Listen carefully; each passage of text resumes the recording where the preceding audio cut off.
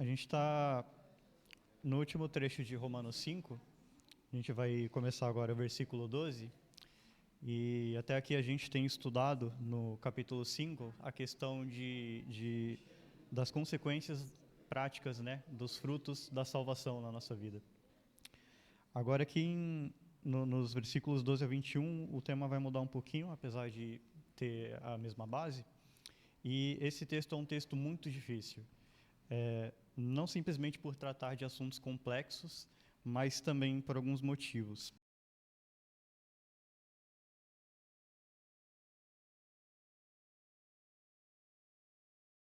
Então, alguns tradutores eles complementaram o texto baseado na verdade geral dos demais textos, né?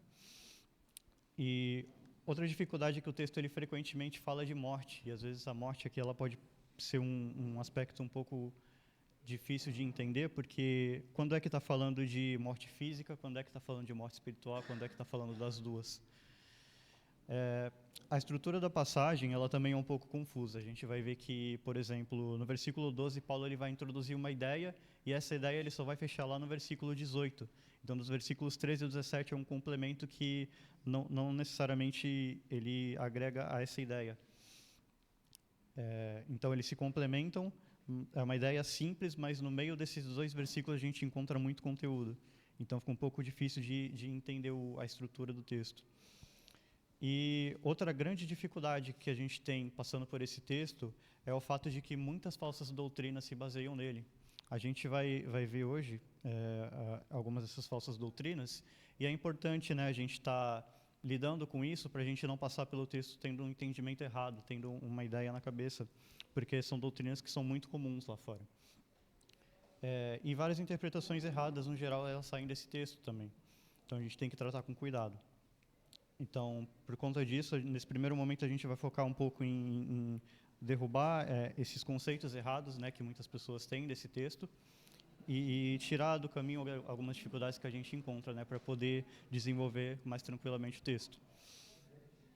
A primeira falsa doutrina que a gente encontra aqui em Romanos 5, 12 a 21, que costumam falar, né, seria que nós herdamos a culpa do pecado de Adão.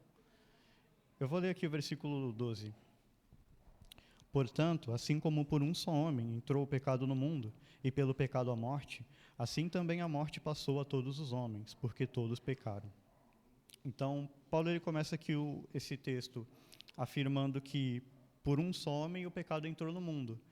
E no final do versículo ele ainda justifica, né, que a morte ela passou a todos os homens porque todos pecaram.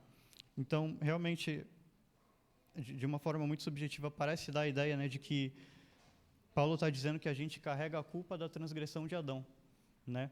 E essa é uma ideia que ela teve origem há muito, muito tempo atrás, muito tempo mesmo. E foi por causa de um teólogo, e aí veio Agostinho, que ampliou essa ideia, e aí a Igreja Católica ela adotou essa ideia, e a gente vê o perigo porque a Igreja Católica ela representa 1/3 da população mundial, e aí, com o tempo também, várias outras religiões foram adotando, então acaba que é uma doutrina muito recorrente, e a gente vai ver que na Bíblia ela não se sustenta. Essa doutrina ela também toma como base alguns versículos do Velho Testamento, por exemplo, Êxodo 25. Êxodo capítulo 20, versículo 5. Alguém pode fazer essa leitura?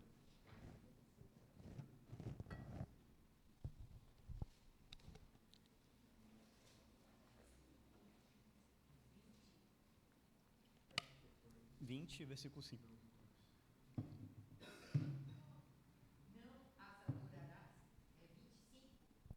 20, versículo 5.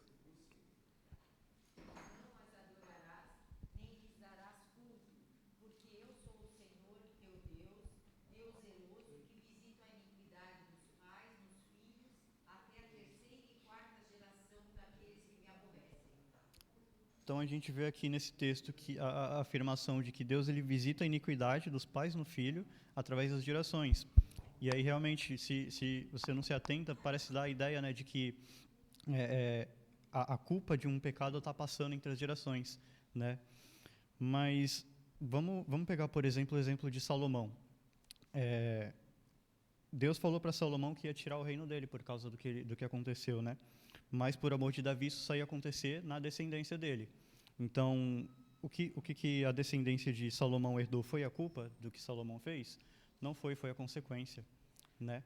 O reino seria tirado por causa do que Salomão fez, mas a culpa não era da descendência de Salomão, a culpa foi de Salomão. A gente vai explorar um pouco mais para frente, mas fique claro isso nesse texto aqui em específico. Então, usar esse versículo para sustentar uma ideia tão pretensiosa vai ignorar também um versículo lá em Ezequiel 18, do 18 ao 20. Alguém pode ler? Perdão, Ezequias. Ezequiel? Ezequiel. Tá confuso de ler aqui.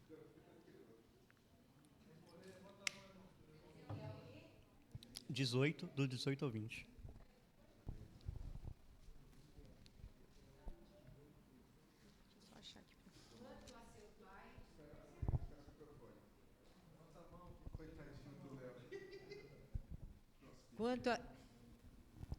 Quanto a seu pai, porque praticou extorsão, roubou os bens do próximo e fez que não era bom no meio do seu povo, eis que ele morrerá por causa de sua iniquidade. Mas dizeis, por que não leva o filho a iniquidade do pai? Porque o filho fez o que era reto e justo e guardou todos os seus estatutos e os praticou, por isso certamente viverá. O 20 também, não? É isso. A alma que pecar, essa morrerá. O filho não levará a iniquidade do pai, nem o pai a iniquidade do filho. A justiça do justo ficará sobre ele, e a perversidade do perverso cairá sobre esse. Então a gente vê aqui um versículo que fala claramente que cada um é responsável pelo seu próprio pecado, né? Então, se a gente sustenta aquela outra ideia em outros versículos, a gente vai começar a entender que a Bíblia está entrando em contradição. Então, ou a Bíblia está em contradição e a nossa fé está errada, ou a gente entendeu errado o texto, né? Então, esse é o grande problema da gente ver um versículo de forma tão superficial assim, sendo que o versículo não está tratando daquele assunto em específico. E a gente vai ver que Romanos 5, na verdade, ele não se propõe a tratar na questão do pecado, da natureza do pecado. Ele não vai focar nos detalhes do pecado original. A gente vai ver isso aí ainda.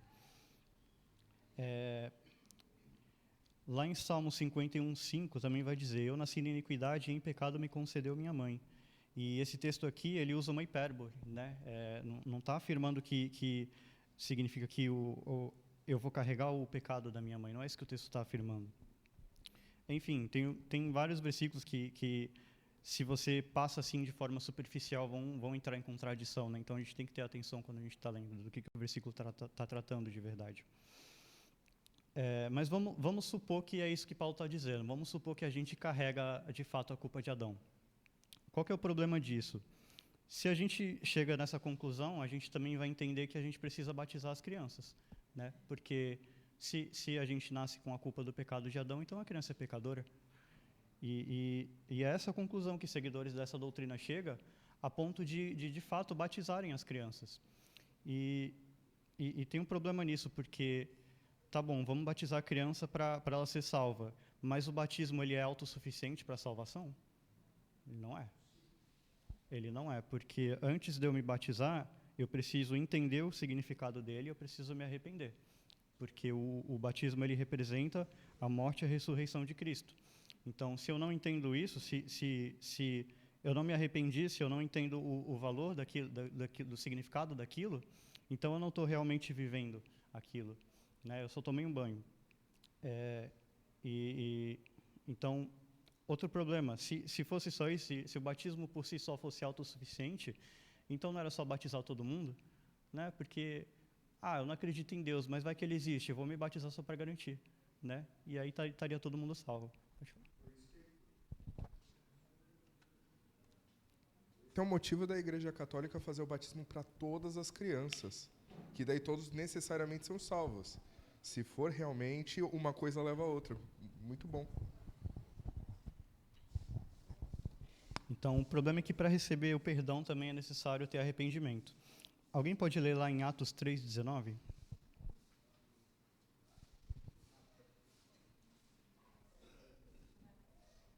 Arrependemos, apagado os vossos pecados. Venham assim os tempos de refrigério pela presença do Senhor. Obrigado, Valmir. Então, afirma lá que, para que sejam cancelados os pecados, o que é necessário? O arrependimento. Necessário arrependei-vos. E aí isso vai levar a duas implicações. Como é que uma criança vai se arrepender se ela nem tem consciência de que pecou? Né? Não tem lógica, porque a criança, inclusive, ela é o que a humanidade tem de mais próximo da imagem e semelhança do Criador. Né? Porque quando Adão e Eva eles viviam no Éden, eles foram feitos à imagem e semelhança de Deus, eles estavam nus e eles não se envergonhavam. Mas no momento em que eles adquirem a consciência de que eles estavam nus, é aí que cai sobre eles a vergonha. É aí que cai sobre eles a culpa. Né?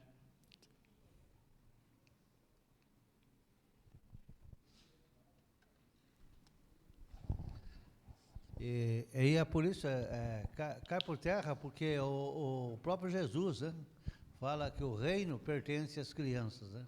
Vinde a minhas criancinhas, porque dela é o reino dos céus. E se nós partirmos do pensamento arcaico de que ela já nasce com pecado, Jesus iria falar, expulsa de minhas criancinhas, porque elas não vão pertencer ao reino. E ao contrário, né, ele fala que para você entrar e permanecer no reino, você tem que ser como uma criança. E eu ia falar sobre isso que o Adalto falou agora, né? O próprio Jesus, ele dá essa referência para a gente. Ele fala tanto que o reino dos céus pertence às crianças, como ele também fala que para a gente entrar no reino, a gente tem que ser como as crianças. Né? Então, a criança, ela representa a pureza. Ela tem essa imagem e semelhança do Criador. Ela é uma referência. E mesmo assim, tem gente que acredita que... Tem gente que olha para uma criança e fala que ela está condenada. Não é isso que Jesus ensinava. Definitivamente não era isso que Jesus ensinava. A segunda implicação de aceitar essa ideia é...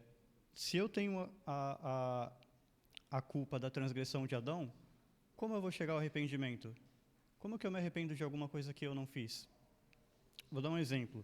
Imagina que você está dirigindo, e aí você está dirigindo e você se envolve em um acidente.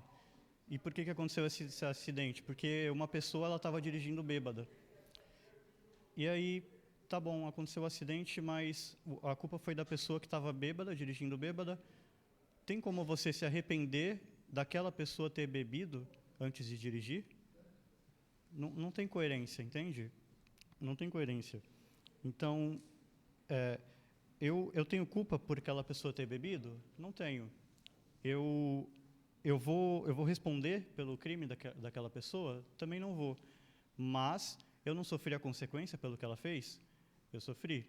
Eu me envolvi no acidente por causa do que aquela pessoa fez. Então, a consequência, ela veio à tona. Eu sofri também a consequência do que aquela pessoa fez. Então, essa é a ideia do texto. Alguém pode ler Efésios 2:1?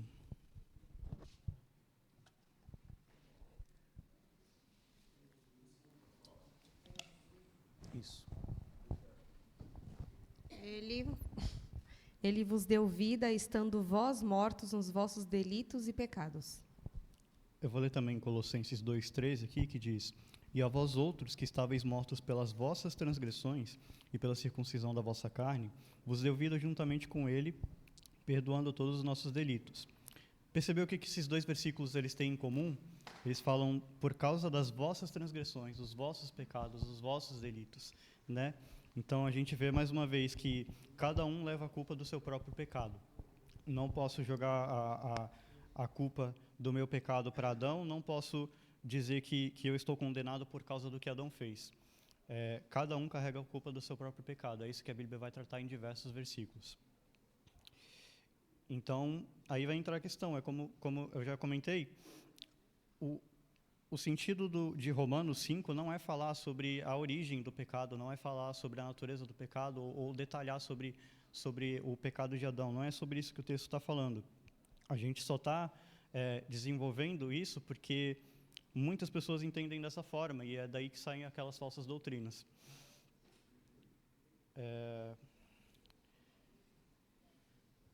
Outra questão difícil nesse texto é entender quando que está falando de morte física e quando que está falando de morte espiritual, né? Vamos pensar uma coisa. Você recebeu a salvação, certo? Isso significa que você não está sujeito à morte? Eu não recomendo fazer um teste, mas eu acho que se um cristão se jogar de um precipício, não vai dar bom. Não vai. E a gente viu também que as crianças, elas são puras, elas são santas, e a elas pertencem ao reino dos céus, mas elas também estão sujeitas à morte. Então, a gente precisa entender o que está acontecendo aqui, fazer essa diferenciação, porque se Jesus ele veio para resolver a morte, nossa morte, como é que a gente ainda pode morrer? Se a criança ela é pura, por que ela ainda pode morrer? Porque nesses dois casos, a gente vê que existe vida espiritual, mas morte física. E aí que entra a diferença entre vida espiritual, ou morte espiritual e morte física. No momento em que Adão ele escolheu a desobediência, ele entrou em curso de morte. E por conta disso, a humanidade inteira também, a gente tem agora corpos que se deterioram, né? O nosso corpo ele vai envelhecendo e vai voltando ao pó. E a morte ela é como uma maldição incorporada ao corpo humano, né?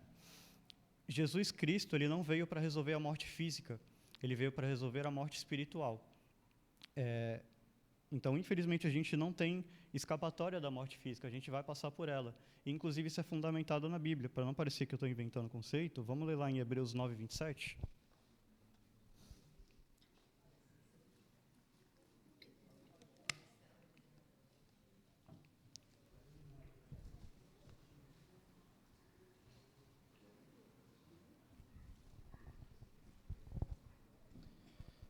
E como os homens, está ordenado morrerem uma vez, vindo depois disso o juízo. Então, aos homens está ordenado morrerem uma só vez. Isso não tem como escapar, a gente vai passar por uma morte. A não ser, claro, que Cristo volte antes da gente chegar nesse ponto. Lá em Gênesis 3 também detalha mais as consequências do pecado, né, que vão além da morte. Vai falar sobre as dores de parto para a mulher, vai falar sobre o suor do rosto, né, para comer o pão. Vai mostrar até que a própria terra ela sofre as consequências, né, do pecado. Vai falar lá, maldita é a terra por tua causa, ela produzirá também cardos e abrolhos. Antes da gente finalizar esse assunto, muitas pessoas que adotam essa doutrina, elas começam a se deparar com esses problemas. O que elas fazem? Elas começam a inventar mais doutrinas para justificar essa doutrina, né? Então vai causando um embrulho de problemas, vai dificultando ainda mais a situação. Então, vamos continuar seguindo, tendo em mente de que o texto ele não afirma que nós herdamos a culpa de Adão, e ele também não se propõe a detalhar a natureza do pecado. Aí, com essas ideias fora do caminho, a gente consegue ter um entendimento melhor do que o texto ele de fato fala.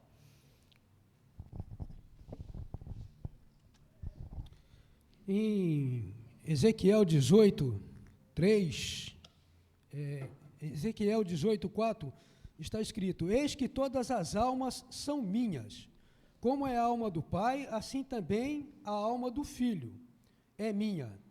A alma que pecar, esta morrerá. Obrigado, Vamir.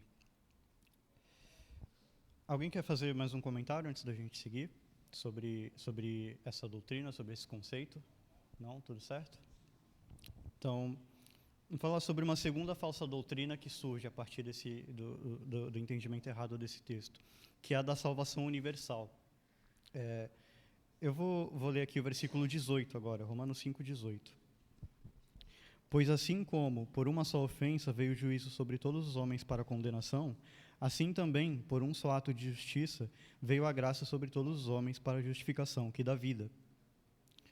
Então, a ideia dessa doutrina seria que, a partir desse texto aqui, Paulo estaria dizendo, assim como através de Adão todos foram condenados, através de Cristo todos foram salvos. Ou seja, Cristo reverteu completamente o efeito do pecado, de forma que, independente do que eu faça, eu estou salvo, porque Cristo já resolveu o problema. Então, assim, todo mundo sai feliz e vive a sua vida como se nada tivesse acontecido, né? Mas a gente vai ver que não é assim, não é o caso. O próprio Jesus, ele mesmo disse que são mais os que entram pelo caminho que leva à perdição do que pelo caminho que leva à vida. Então, se ele está falando que são muitos os que vão para o caminho da perdição, como é que todo mundo está salvo? Não tem ligação, não se sustenta essa ideia. Porque, de novo, não é sobre isso que Romanos 5 está tratando. A gente estaria fundamentando uma ideia em um texto que não está falando sobre essa ideia. Existem vários versículos, né, na Bíblia que tratam dessa ideia que contrariam a ideia de salvação universal, mas já que a gente está falando especificamente de Romanos, vamos voltar um pouquinho na própria carta de Romanos e ver alguns versículos. Alguém pode ler lá o capítulo 1, versículo 18 de Romanos? Romanos 1, 18.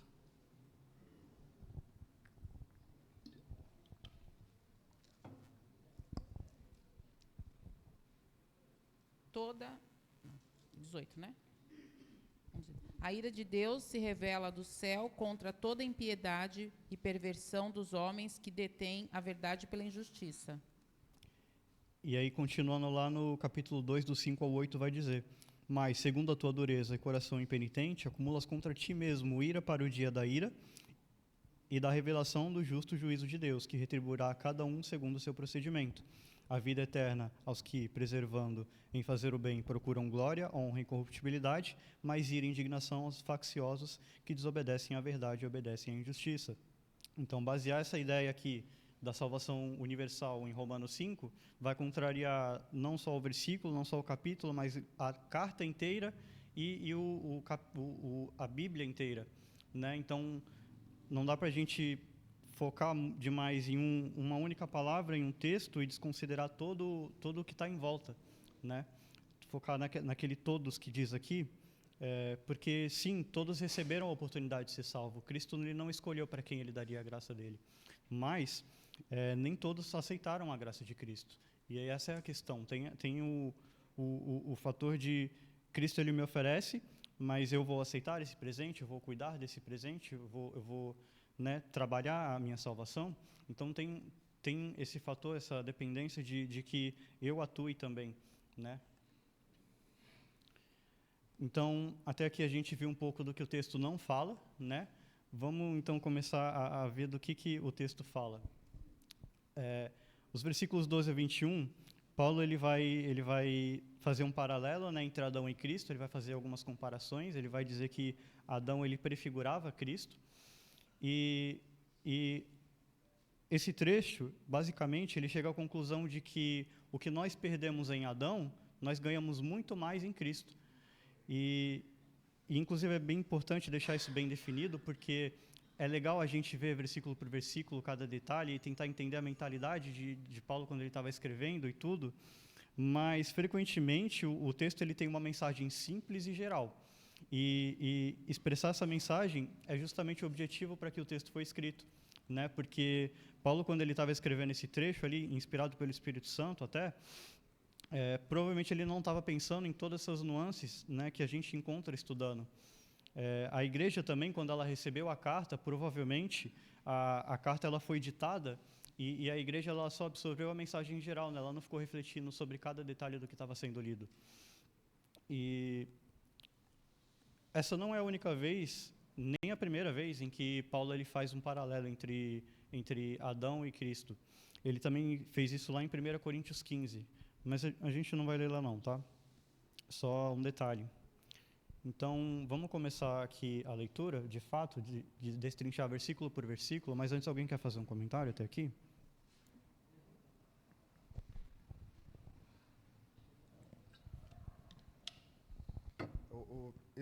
É bom a gente, como você falou, é bom a gente ler versículo por versículo, aprofundar, mas é sempre importante a gente olhar que o versículo ele nunca está isolado. O livro não é um versículo isolado.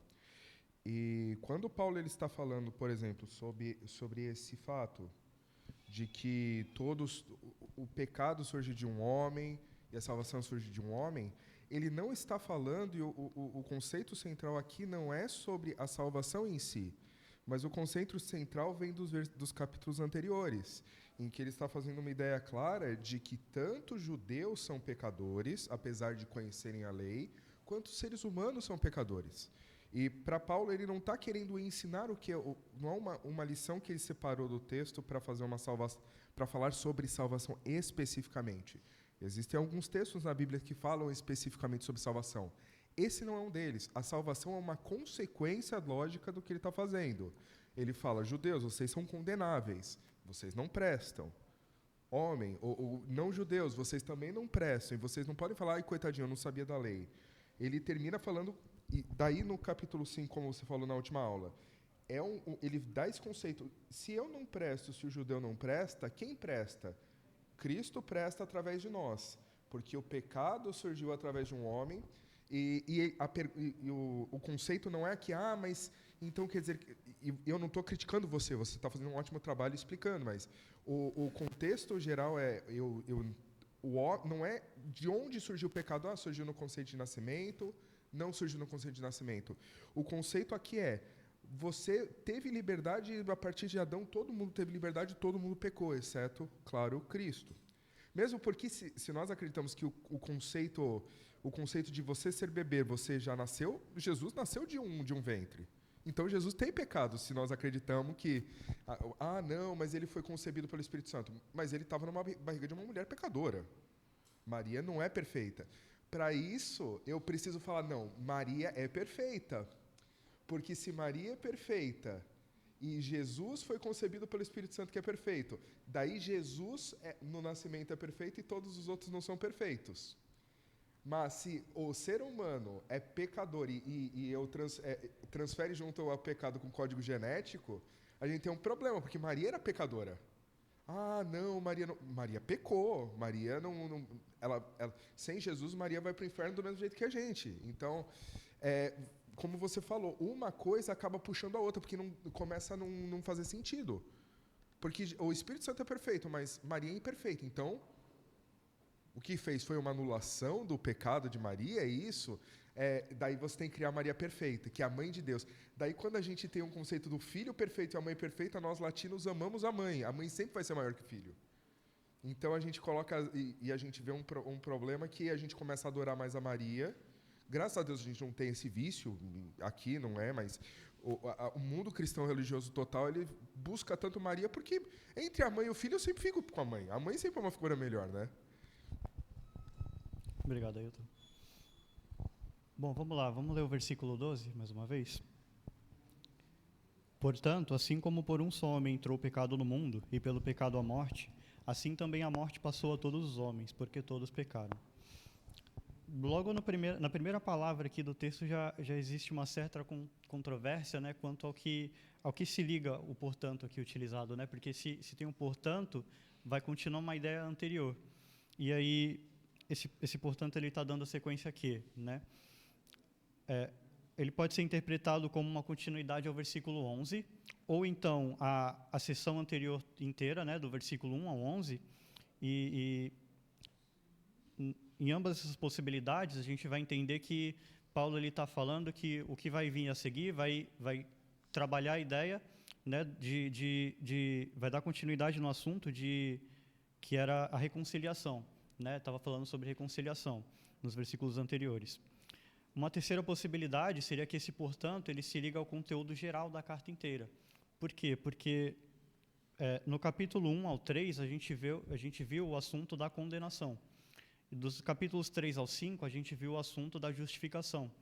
Então, através dessa interpretação, a gente teria que esses versículos 12 a 21, eles seriam uma forma de detalhar a origem desses dois temas, né, de forma que Adão ele teria dado origem à condenação e Jesus Cristo teria dado origem à justificação. Então, conecta com o conceito geral da carta até aqui. As duas interpretações elas têm cabimento e isso não prejudica de forma nenhuma a compreensão final da mensagem do texto. Um ponto interessante também do versículo 12 é que Adão ele é responsabilizado pela desobediência, né? Mesmo que Eva também tenha pecado, inclusive antes de Adão. Mas alguém pode ler lá em 1 Timóteo 2,14?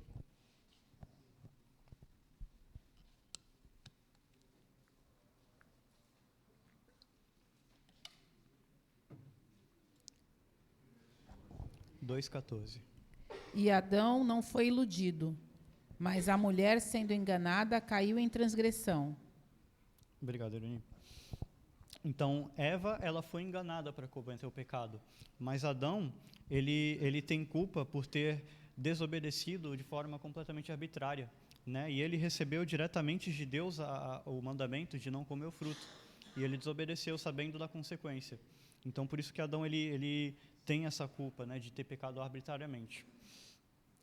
O texto ele segue dizendo que uma das consequências foi que o pecado entrou no mundo, né? E o pecado ele já existia antes da transgressão. A gente vê lá em 2 Pedro 2,4, que vai falar que os anjos pecaram também. Mas o ato de Adão, ele introduz o pecado no mundo. Ou seja, nesse mundo recém-criado por Deus, onde ele criou para os homens, para os animais, etc., né? E a partir desse ato, o pecado ele começa a se espalhar pelo mundo. E como consequência do pecado, também veio a morte, né? E a gente falou antes sobre a morte física, sobre a morte espiritual e sobre a morte que está ordenada, né? Que a gente não pode escapar dessa primeira morte. Mas, para detalhar um pouco mais nesse assunto, vamos ler lá Apocalipse 20, no versículo 6.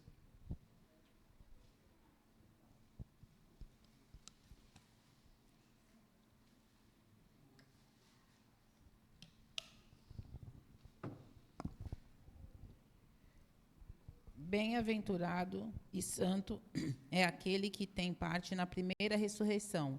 Sobre esses, a segunda morte não tem autoridade. Pelo contrário, serão sacerdotes de Deus e de Cristo, e reinarão com ele os 1000 anos. Então, essa segunda morte aqui descrita em Apocalipse é o que Cristo veio resolver, né? Que seria a morte espiritual.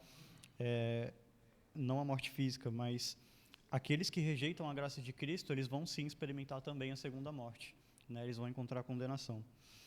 E lá em 2 Tessalonicenses vai dizer: estes sofrerão penalidade de eterna destruição, banidos da face do Senhor e da glória do seu poder.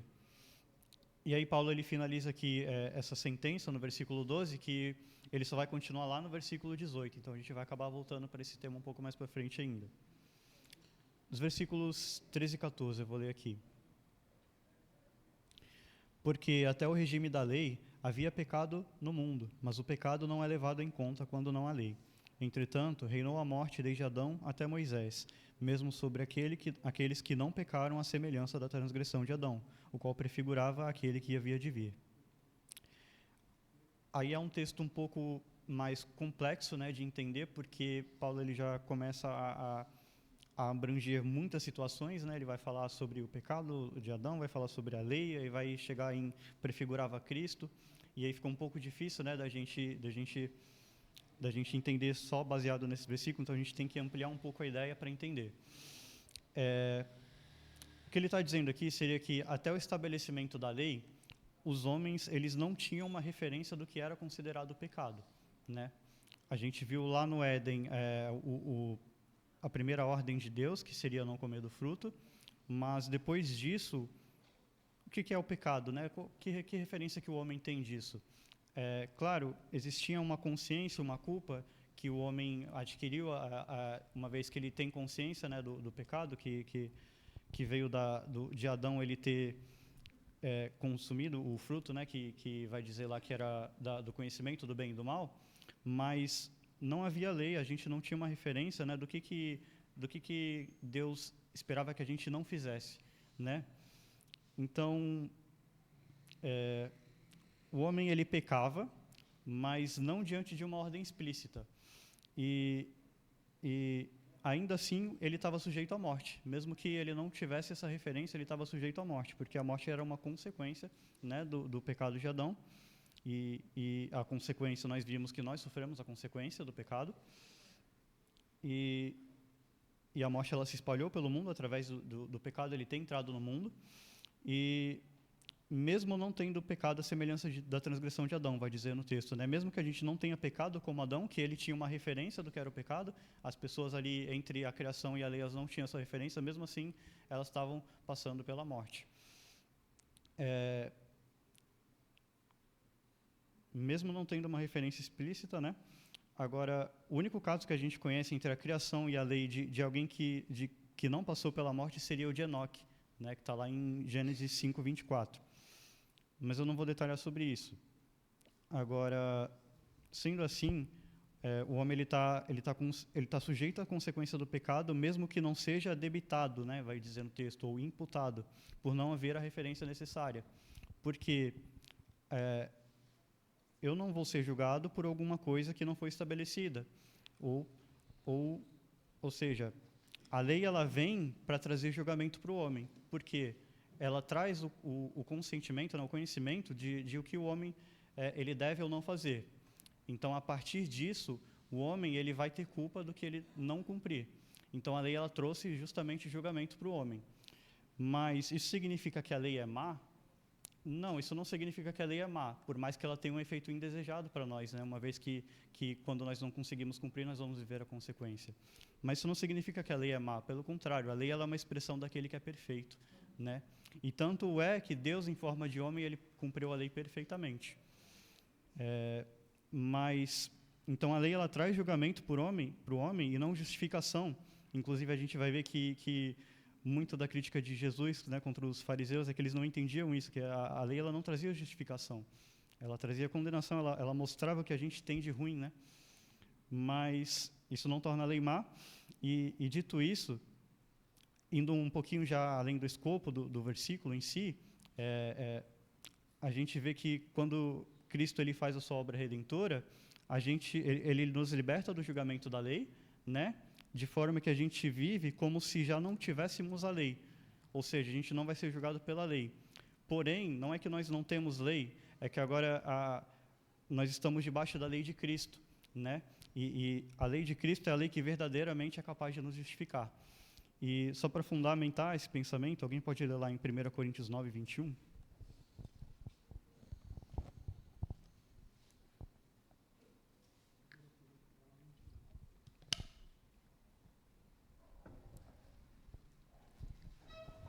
Sem lei, como se eu mesmo fosse, não estando sem lei para com Deus, mas debaixo da lei de Cristo, para ganhar os que vivem fora do regime da lei. Então, a gente agora tem uma lei que é Cristo, né? E essa lei, sim, ela traz justificação para a gente, diferentemente da lei antiga, que nos trazia condenação. Deu para entender o raciocínio até aqui? Eu fui muito rápido? Tudo certo? Alguém quer fazer um comentário? Não?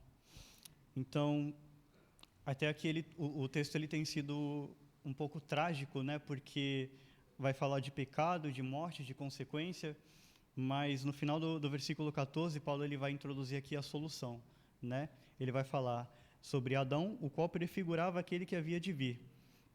E aí os próximos versículos eles são interessantes, eles vão fazer uma comparação, eles vão mostrar as diferenças e as semelhanças entre Adão e Cristo. Mas eu queria convidar os irmãos a imaginar um conceito para a gente estar trabalhando nesses próximos versículos. Imagina uma balança daquela que tem dois lados, você vai colocar um peso de um lado, um peso do outro e vai ver, né, qual vai descer, qual vai subir para determinar qual é o pesado. E imagina que você tem 1000 unidades de um objeto qualquer. Esse objeto pode ser uma barra de ouro, pode ser um celular, pode ser qualquer coisa. Você tem 1000 unidades desse objeto. E aí você coloca de um lado da balança 999 desse objeto e do outro você coloca 1. Naturalmente, qual é o objeto qual é o lado que vai descer? É o que tem 999, né? Mas aí Paulo ele vai falar de algo interessante aqui, que vai descer é o do outro lado, é o que tem 1. Né?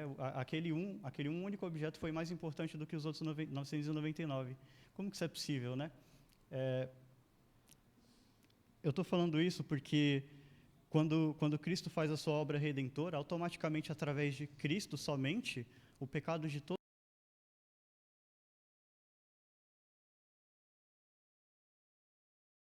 como é que uma única pessoa consegue salvar toda a humanidade, né? Parece que a conta não bate, mas a lógica de Deus ela é muito diferente da nossa, né? Um irmão comentou há um tempo atrás aqui, eu acho que foi o Júnior, não me lembro, sobre o exemplo da maçã, né? Você tem um cesto de maçãs podres e aí você coloca uma maçã limpa, uma maçã normal, uma maçã pura, e ela começa a purificar as outras, né? Essa é a lógica de Deus. Ele pega algo puro, coloca no meio do que está podre e a pureza ela começa a se espalhar. Essa é a lógica de Deus, né? E é interessante que fazer uma bagunça é muito mais fácil do que desfazer a bagunça, né? Já pensou se eu falo aqui, vou dar 10 minutos para todo mundo fazer uma bagunça no prédio e depois eu vou dar 10 minutos para desfazer a bagunça? Não vai dar tempo de desfazer. A bagunça vai ser muito maior, né? Muito maior. E outro conceito é que a doença, né, ela se espalha sozinha, né? A doença ela tem uma capacidade incrível de se espalhar, mas quando você vai tratar a doença, você precisa fazer isso de forma individual, em cada pessoa, né? Você precisa tratar um por um. Então, sendo assim, como é que Cristo resolve esse problema, né? Como é que Cristo ele vai contra a lógica humana e através de uma só pessoa, toda a humanidade consegue ser salva? Então, Paulo ele vai introduzir no versículo 14 a resposta dessa pergunta. E esse é o ponto-chave para entender o paralelo que Paulo vai fazer entre Adão e Cristo. E nos próximos versículos ele vai apresentar também as diferentes semelhanças entre ambos, né? Mas, como o tempo está se esgotando, eu vou parar por aqui e aí na próxima aula a gente já pega todos os versículos e a gente desenvolve todo esse conceito de uma vez só, tá bom? Alguém quer fazer um comentário até aqui? Então, a gente continua na próxima aula. Muito obrigado.